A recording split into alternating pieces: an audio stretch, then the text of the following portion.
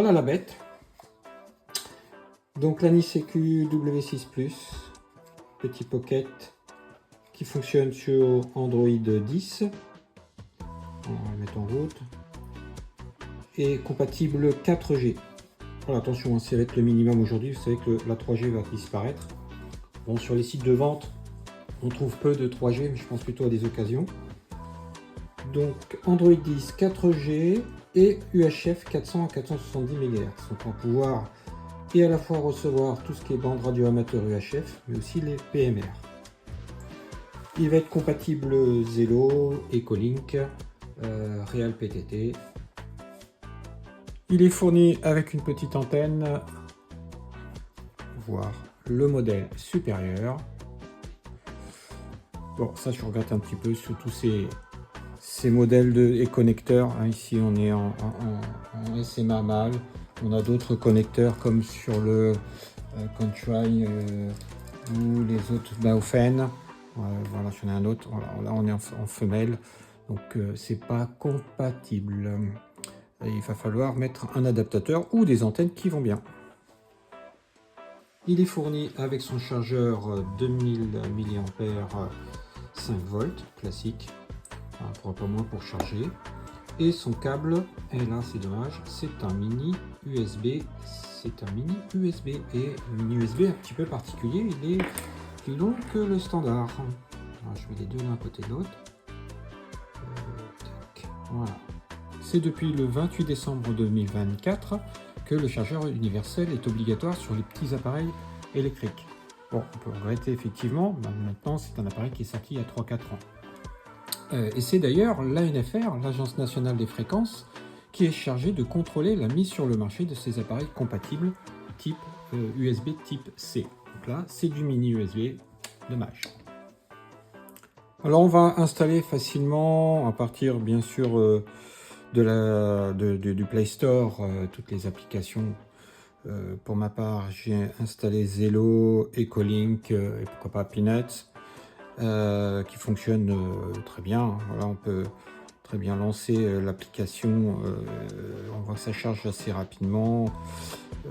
Pour ma part, le RI49 que j'écoute régulièrement. Voilà, c'est assez fluide. Moi là, je passe par le Wi-Fi de la maison. Pas de problème. La fonction Transceive UHF. Elle est assez simple d'utilisation, mais ça ne fonctionne qu'avec des canaux 13, 12, ainsi de suite. Voilà, avec la petite molette du haut, le bouton volume ici. Voilà, on va aller sur le 9. Il suffit d'aller modifier, c'est assez simple, hein, la fréquence d'émission, de réception. On peut mettre un CTCSS en réception et en émission. Le volume du squelch et la puissance de l'émetteur. Il n'y en a que deux ici, là-haut, height. C'est assez simple et sauvegarder la petite disquette là-haut. Alors que l'intercom ici, l'UHF, on va utiliser la touche PTT. Sur les autres applications, POC Radio et la touche POC. On passe sur Zelo, on se connecte par exemple ici et j'appuie. Tout simplement. On bascule avec Echolink.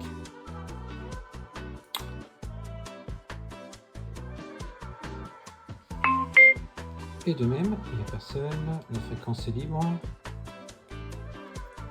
Le bouton POC.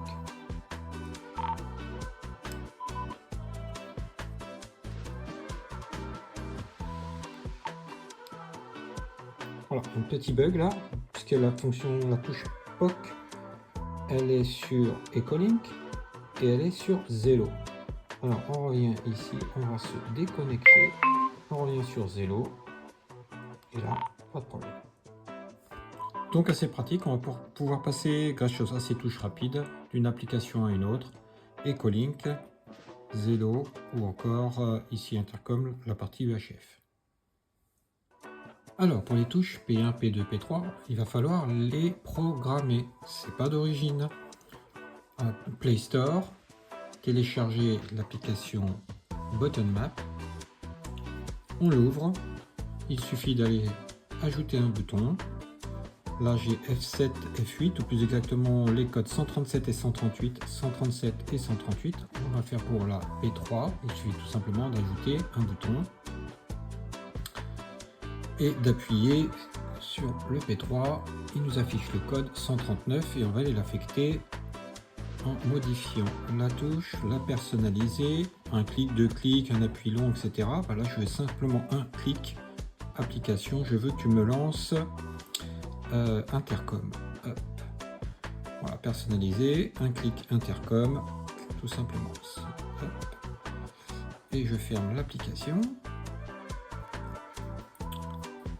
Elle était déjà en arrière-plan, on va tout fermer. Et si je fais P3, voilà, ça me lance bien l'intercom, la partie émission UHF du poste. Autre point qu'on pourrait regretter sur cet appareil, on n'est pas en connectique micro type Kenwood. Mais là c'est bon, voilà, va falloir dévisser le petit capot là et mettre le micro optionnel, le revisser. Voilà, c'est un petit peu fastidieux, contrairement à ce qu'on a l'habitude chez Kenwood, où on le retrouve un peu partout maintenant, ici chez les Kongsharing.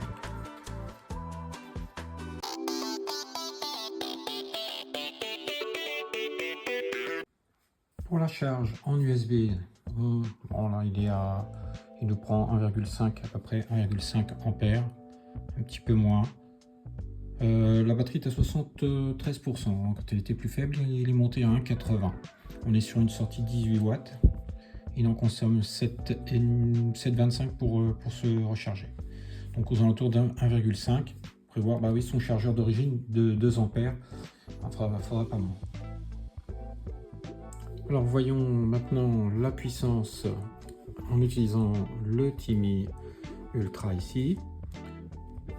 Le W6 il est sur Power Height. Ok, on passe en émission et il nous affiche 1,51 W. Je le place en position low, Power Low. J'enregistre.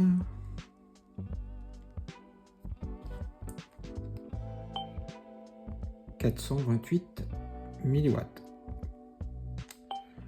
Ça veut dire quoi? Ça veut dire que sur les fréquences PMR, ça passe pas. Hein. 1,50 W c'est trop, hein. Si je m'abuse, c'est 500 milliwatts. Donc il faudrait rester en puissance low.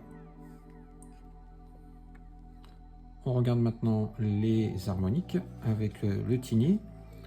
Là, je vous conseille, hein, si vous voulez plus de précision sur cet appareil-là, allez voir les chaînes YouTube, par exemple celle de Philippe, c'est la chaîne Sirob, notre Vendéen, ou la chaîne de Bertrand d'Electrobidouilleur, notre cousin canadien, hein, qui va expliquer le fonctionnement un peu complet de ces appareils. Là, pour le petit détail, on envoie de la puissance émetteur dans cet appareil de mesure, analyseur de spectre. Il va falloir faire le bon calcul pour ne pas le griller, tout simplement. Si j'envoie plusieurs watts, lui il va être HS. Donc là j'ai un réducteur, un atténuateur ici de 30 dB qui me permet de mesurer sans endommager le Tiny. Alors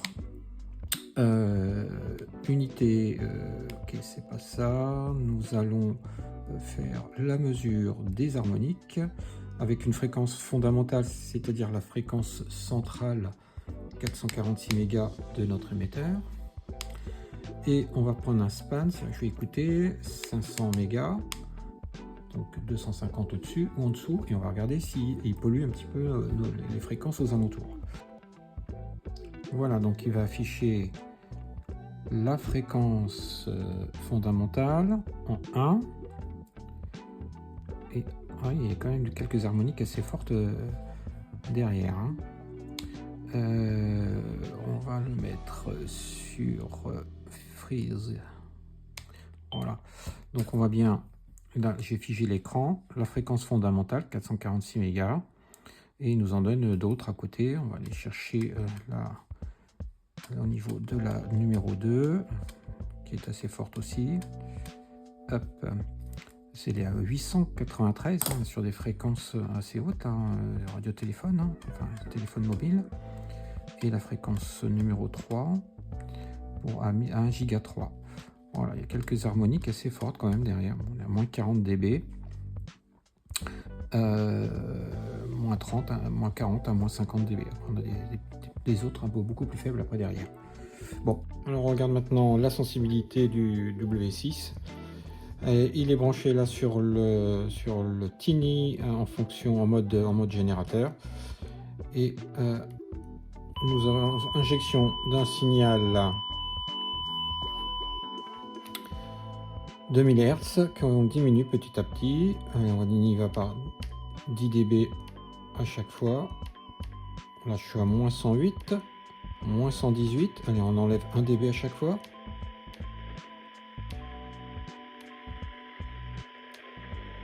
Moins 124. Allez, moins 124.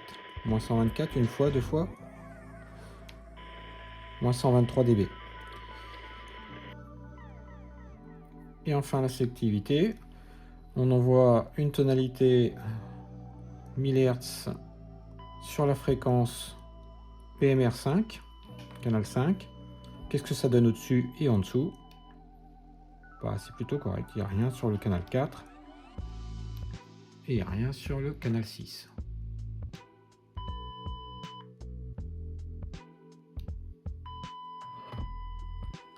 Alors, que vaut les antennes qui sont fournies avec? On passe maintenant sur le Nano VNA. Donc là, je l'ai mis de 100 mégas à 1 giga. Voilà, on est bien sûr aux alentours de 440 MHz. Et elle est bien accordée, celle-ci c'est la plus grande. Voilà, on la démonte, on passe sur la petite, tout simplement. Généralement, toutes ces antennes-là n'ont aucun gain. Hein. C'est vraiment être à proximité, pas très loin des relais.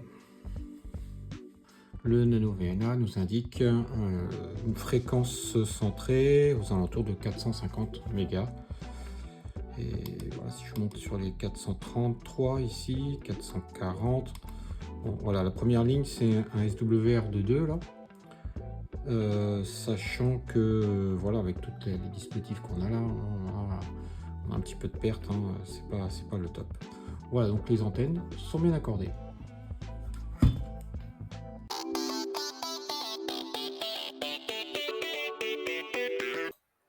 Alors, conclusion sur ces essais, sur ce test du W6+.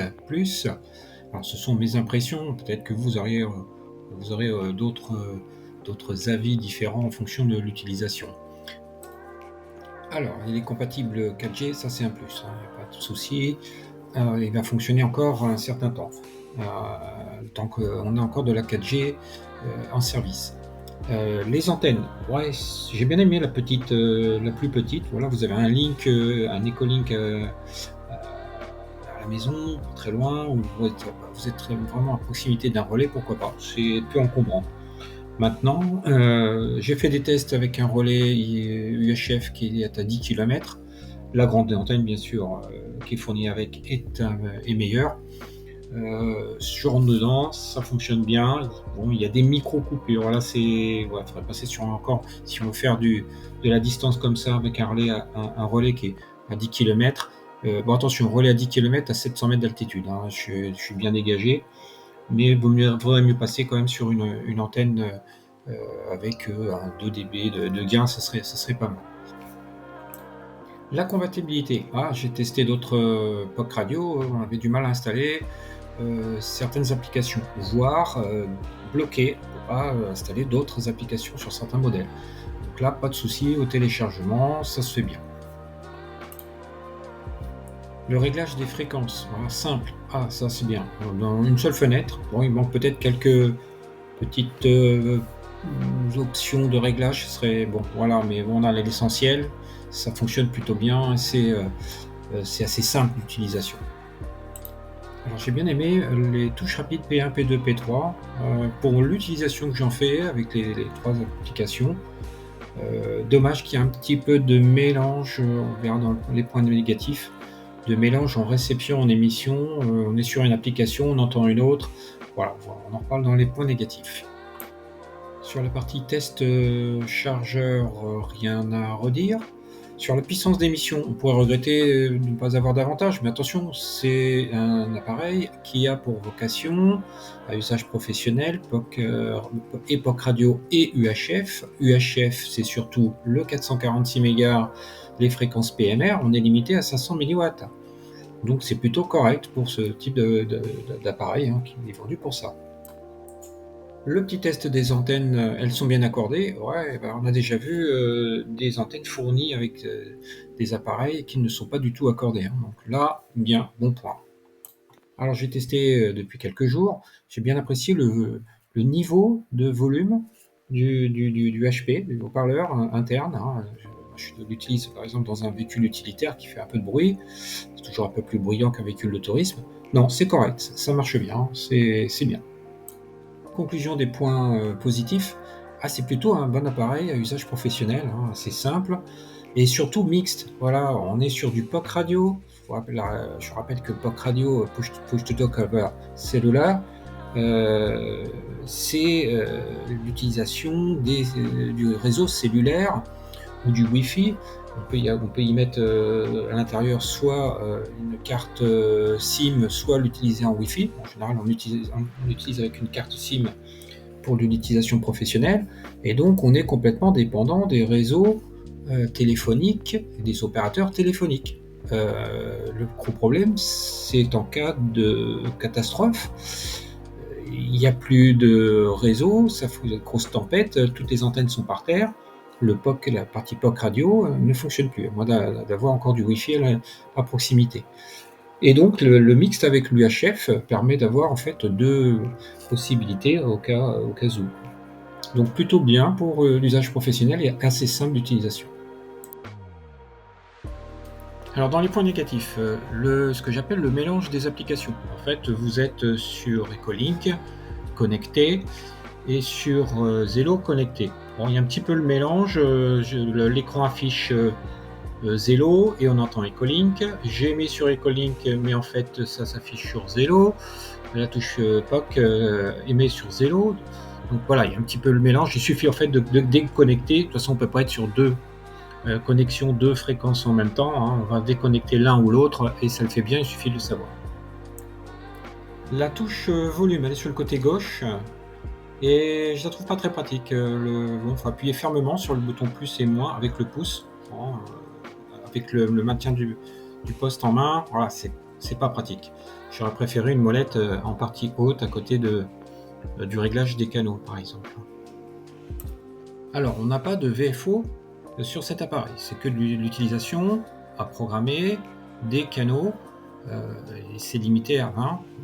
Il y en a peu aussi. Bon, quand on a déjà 16 canaux PMR, il ne nous en reste plus beaucoup. Bon, voilà, c'est avant tout une utilisation professionnelle, une utilisation PMR. Mini USB, oui, ça aurait été bien de l'USB-C. Bon, voilà, qu'est-ce que c'est pratique aujourd'hui d'avoir un seul câble qui permet d'alimenter tous les postes. Là, il faut ressortir, et de qui plus est, le mini USB long, hein, c'est un petit court de quelques millimètres, ça ne rentre pas dedans. Donc il faut vraiment faire suivre ce câble avec l'appareil. Vous l'avez égaré, il est mélangé avec les autres. Comment je fais pour charger mon W6, moi? Je termine avec la prise micro qui n'est pas type Kenwood. Prise micro, moi l'utilisation que j'en fais, ça me dérange pas. Je mets pas de micro dessus. Tout simplement, c'est que j'ai un pocket qui va dans la poche, qui est pas d'encombrement supplémentaire avec un micro. Voilà, pour le professionnel, je pense pas que ça dérange non plus. Il a posé son micro, il va pas s'amuser non plus à le débrancher, à le déconnecter tous les 4 matins. Donc c'est pas un point très faible dans l'utilisation, en tout cas, de ce W6. Conclusion générale, ça me paraît bien ce petit appareil, il n'est pas parfait, hein, mais il sort du lot. J'ai vu pire, il y a peut-être certainement mieux, je vais en tester d'autres. Hein. C'est vrai qu'on a peu d'infos sur le manuel d'utilisation et sur quand on achète ce type d'appareil, on voit pas tous ces détails-là. C'est quand on l'a en main, voilà, j'ai pu éplucher, et encore, je pense qu'il y a encore d'autres trucs à lire dessus. Il est par exemple équipé de la fonction NFC, donc sans contact, avec une application bien particulière. Je pense aux agences SIAP qui connaissent ce système où je fais des rondes et je viens badger à chaque point de contrôle, comme quoi je suis bien passé. Voilà, il y a des applications professionnelles qui seront utiles dans l'avenir, qui vont encore se développer. Et voilà, c'est un bon compromis d'avoir du POC et de l'UHF. Il y en a un qui ne marche pas, je passe sur l'autre et je reste en contact avec mon PC sécurité ou avec les collègues radio. Voilà, 73 à tous et au plaisir de se retrouver dans de nouvelles vidéos. Hasta luego!